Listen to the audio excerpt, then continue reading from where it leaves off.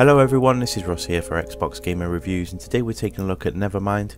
This is developed and published by Flying Mollusk. It's out now on the Xbox Store, priced at $19.99, where it's currently only available in the United States, Canada, Mexico, Brazil, Taiwan, Germany and Russia. It's also worth pointing out that the Xbox One version does not feature biofeedback functionality that's available on the PC and Mac version of the game. Developers wanted me to say that, so I just pop that on there. Anyway, without any further ado, let's jump into it and take a look at what it's all about. Okay, let's go. So, there are loads of pictures in cabinets.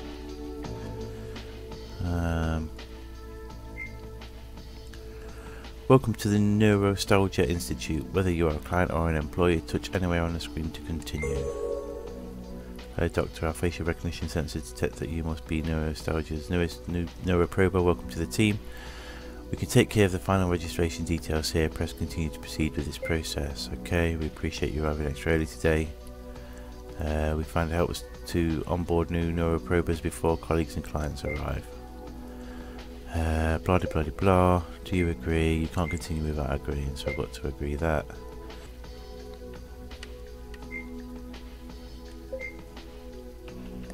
Alright, so we've got to provide our first name, so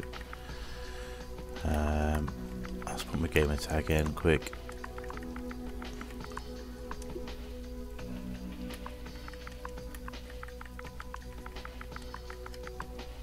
Our first and last name details there.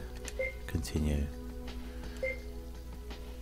Okay, registration complete. We can move on.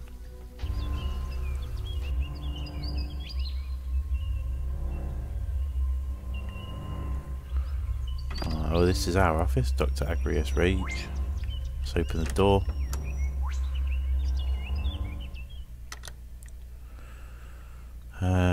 This thing, interact. Handbook, select a client. Right, client intro sim. Being seen by Dr. Rage, a simulated mindscape constructed by Neurostalgia to help with new employee orientation. Right, so we'll do that then. So that's intro sim. Activate imprint. Alright, so let's go off in here.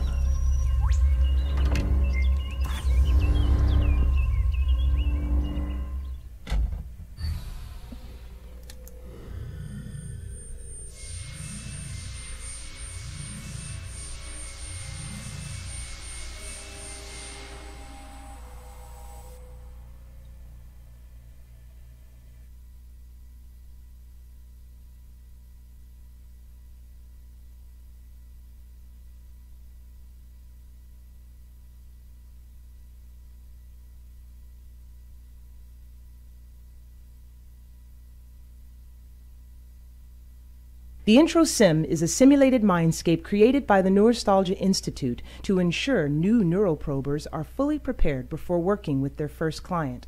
Although not as complex as an actual client, the Intro Sim offers unique guidance to train and remind neuroprobers of the key principles and techniques of neuroprobing. We at the Neurostalgia Institute hope you enjoy this introductory simulation. Things have become almost unbearable for me. And for my family. Nothing has helped. I guess that's why I'm here. So, if I just talk about my troubles, you'll be able to use it later to help with the procedure? Seems hard to believe, but you're the experts. I think many of my issues started when I was young. So, why don't we start with my childhood days, yes? Okay, let's I was raised in a lovely cottage in rural Germany. We didn't have much, but my twin sister, our father and I got by. There was actually a great famine for much of my early childhood, and often we went without food. I had many happy moments with my family, but the darkest times began when my father remarried. My stepmother always resented my sister and me. We didn't like her much either, to be honest. God, she was horrible. Sometimes she would take my sister and me out for long walks in the forest, and then she'd hurry home. My sister and I couldn't keep up, and we'd often get lost. We learned to leave a trail of whatever we could find on those walks to help us get home. I guess, in some ways, our stepmother helped us become resourceful like that. My sister is a real fighter. The kind of woman any girl or boy could look up to. She volunteers to work with various youth organizations now. Enough about her. Okay, what else? Maybe I should talk about my feelings, yes? You may find it hard to believe, but I've always struggled with various eating disorders and anxiety around food. Eating anything rich makes me feel scared and anxious. It's hard to describe. My sister has actually experienced similar issues, and it has worsened for us both as we've gotten older. That's not normal, now, is it? We've seen countless doctors about this in the past. They've determined that our issues may be trauma-related, but have yet to help us sort out the underlying source. They have yet to fix us. That's why we're here.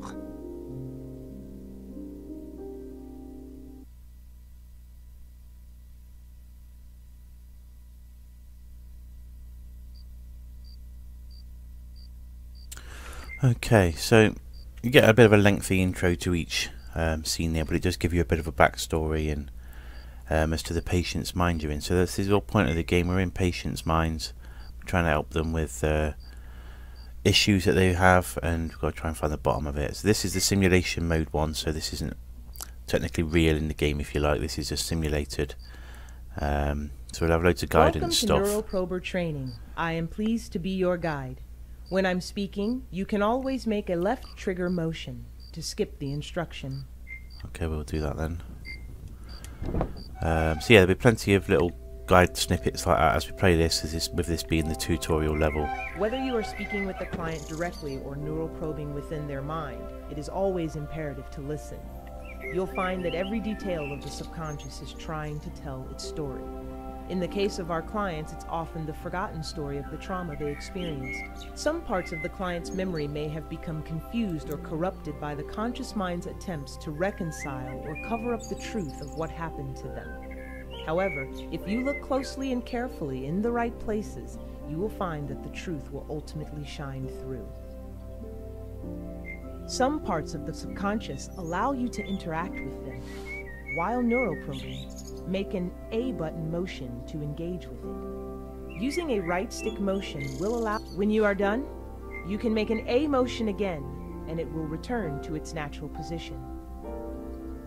While neuroprobing, you will encounter objects that look like photographs. This is how your consciousness interprets the concrete memory moments it finds within the client's psyche. Typically, there are about 10 of these memory photos found in each psyche. The mind can only hold on to so much. You'll find that half of these photos present an actual moment relating to the trauma. The other half tend to be false memories created by the client's conscious mind. It will ultimately be up to you to determine which are which. More on that later. When you acknowledge a memory photo, it will surface more prominently in the client's psyche, and at that point can be found in a safe area of the mind, often where you begin within the client's mind. When you have found all 10 photos, you must put 5 of the memories that actually represent the trauma in the proper order. Doing so will, at last, fully release the memory to the client's conscious mind. Often he or she will experience a breakthrough at this moment. That breakthrough is what every neuroprober lives for and is the key to the client finally being able to work towards true recovery. Right, so yeah, as it's just told us there, the whole point of the game is to help patients get over their traumas.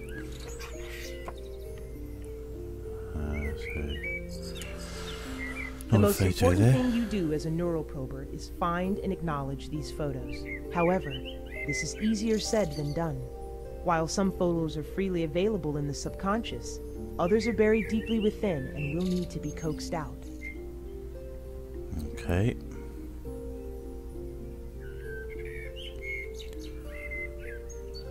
to go over here. Interacting with one part of the mind can sometimes open up new areas of the psyche. Some things, like these doors, can change their state in response to actions taken elsewhere.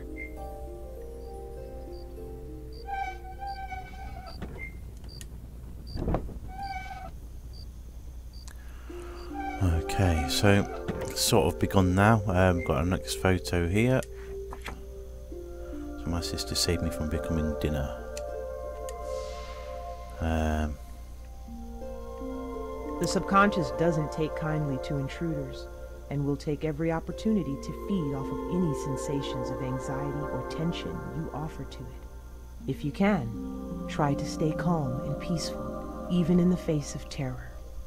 If you can calm yourself, you'll find the subconscious will calm itself too. Right, so that's making a reference to the biofeedback function that's available in the PC and Mac version of the game, which, as we said at the beginning, isn't available on the Xbox One. It's something that they tried to work on. They said it's possible, but given the time frame, they couldn't do it. So yeah, it's not available on Xbox One, the biofeedback. So what that does as well is, I believe on the PC Mac version, you have a camera on. The game can sort of recognise your facial expressions and sort of take from that what you're currently feeling, and it can change the game world. So pretty cool idea. It's a shame again they couldn't get it incorporated in time for Here's the Xbox an example One. of a particularly buried memory. Some details of a given trauma can be just think of it as a puzzle for you to solve. This is a puzzle for us When to you solve. focus on these puzzles, make a left trigger motion if you need to break your concentration. So this one's pretty straightforward. Move the cursor, grab the stone and put it in the bird's mouth with the same colour eyes. There's pink stone there, goes in there, the blue one there. There we go. We can now grab this photo. Birds would never sing for us, there we go. Right.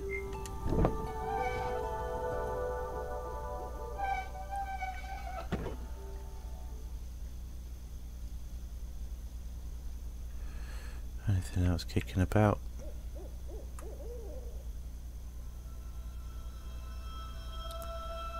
Things are starting to get a bit creepy now.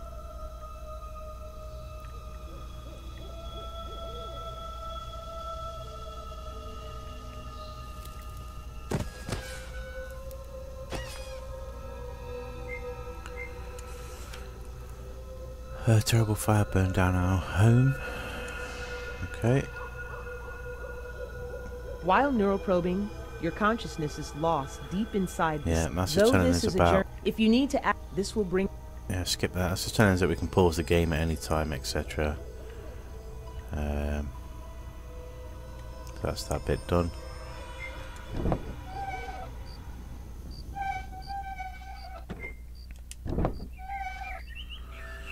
Okay, so as you can see, the photos we picked up are now on the board. There's 5 more still to find, and now we've got another door open this side, so we can go in here. Let's see if we can find the others. Do you remember when I mentioned that the client's subconsciousness can feed off of your fear? Some uniquely vulnerable areas can be very sensitive and dangerous. When you place your consciousness in another's subconsciousness, there is a risk of you getting hurt, of the pain and turmoil of the client's psyche drawing your own mind into its agony. You must be brave in these areas despite the risk. You must stay calm. Should you let your fears get the best of you, it will be incredibly difficult to proceed unharmed. You can even pick up and walk around with some objects. To do so, interact with it, and then start walking while holding on to it.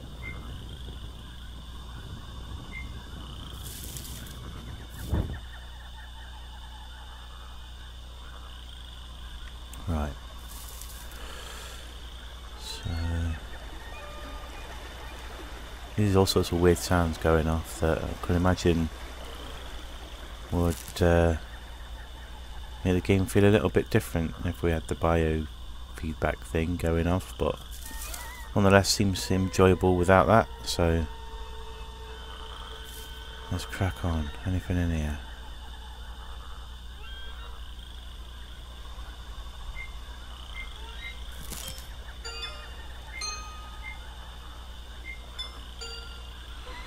Okay, little piano.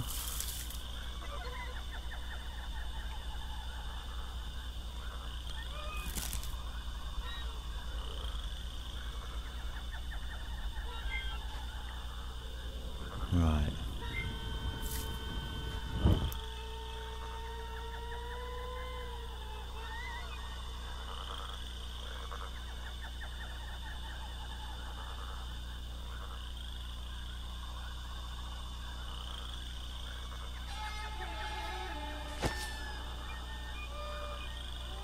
Oh, it's a baby's head. I wonder what that was. Right.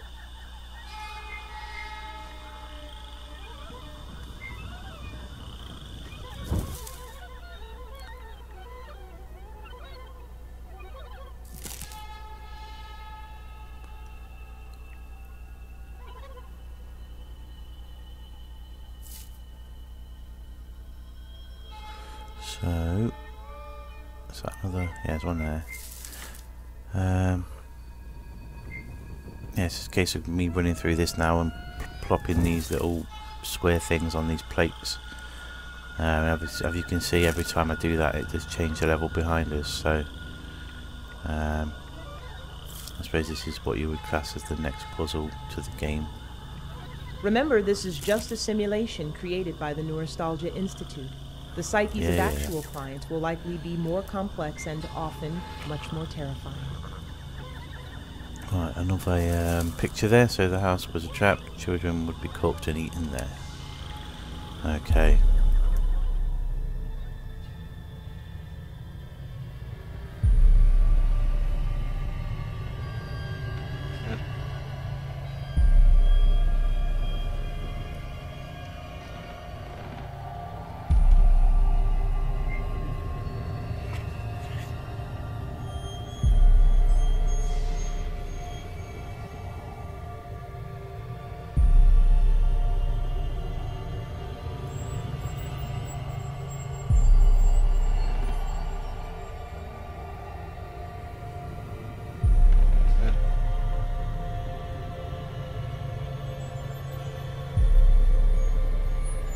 When your consciousness is in another's subconsciousness, your psyches will inevitably intermingle. Just as the client's mind can affect you, you will see parts of yourself reflected in the mind of the client. Tread lightly and tread carefully.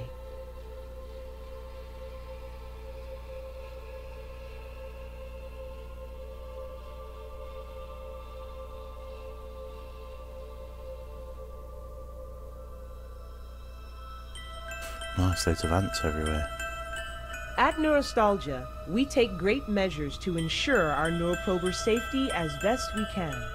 However, you are about to proceed through a highly dangerous area that you must face alone.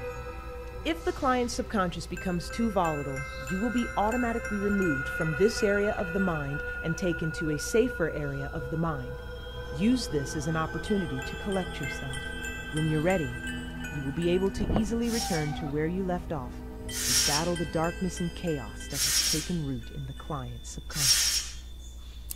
Okay, so we've got to make it across this room of spikes.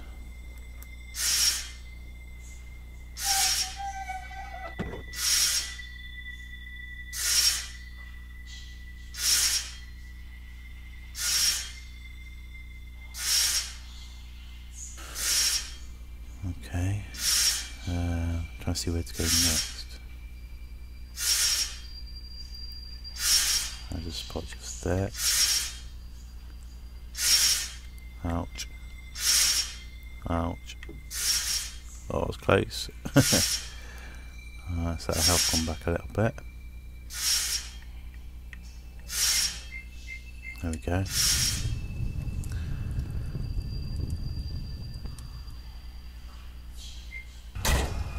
Oh. Okay, so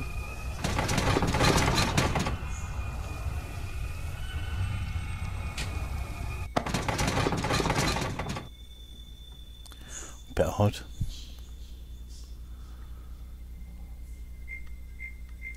There's the picture that we lost. There we go. Was the worst birthday ever?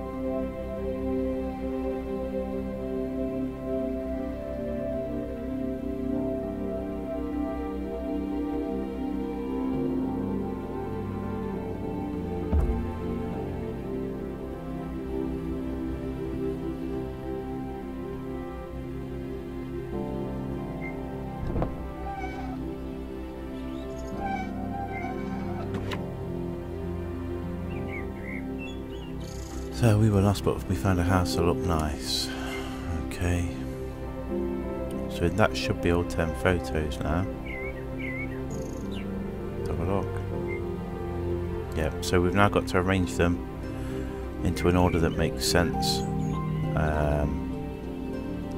So let's sort the memories.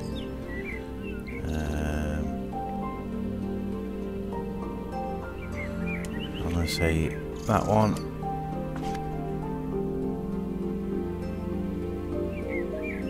She would take us to the forest to die.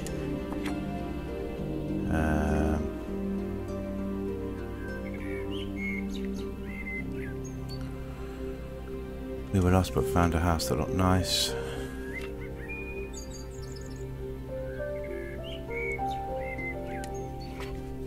The house was a trap. Children would be cooked and eaten.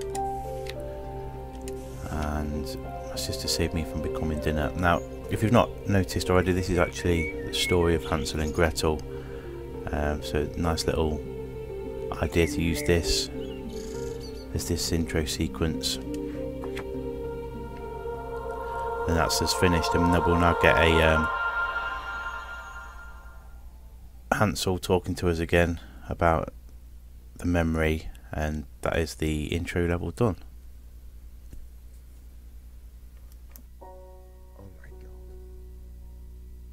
Oh my God. It's all rushing back to me. It's so awful, and I don't want to remember, but yes, I now know the face of my demon. My sister and I, we were taken out into the woods by my stepmother for one of her nighttime walks. We'd usually find our way back by leaving a trail of whatever we could grab before the walk. Marbles, pieces of paper, even pebbles. However, one night, she took us deep, deep into the woods.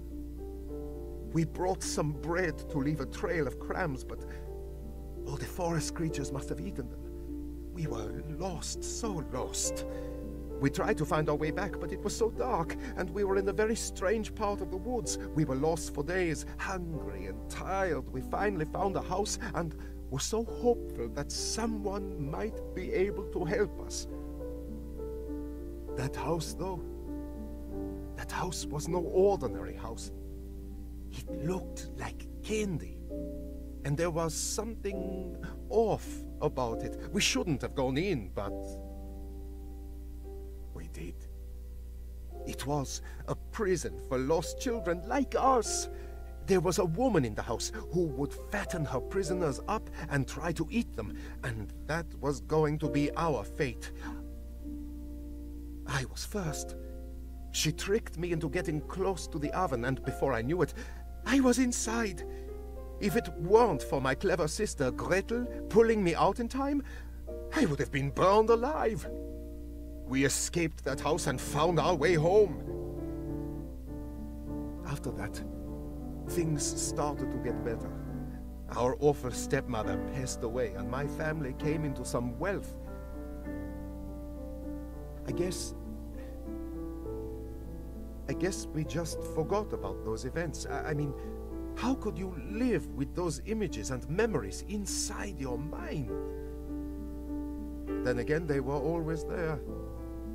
The old woman still torturing us beyond memory, beyond time. However, I can now confront my past, confront this trauma. Thank you. It is better to know than not to know.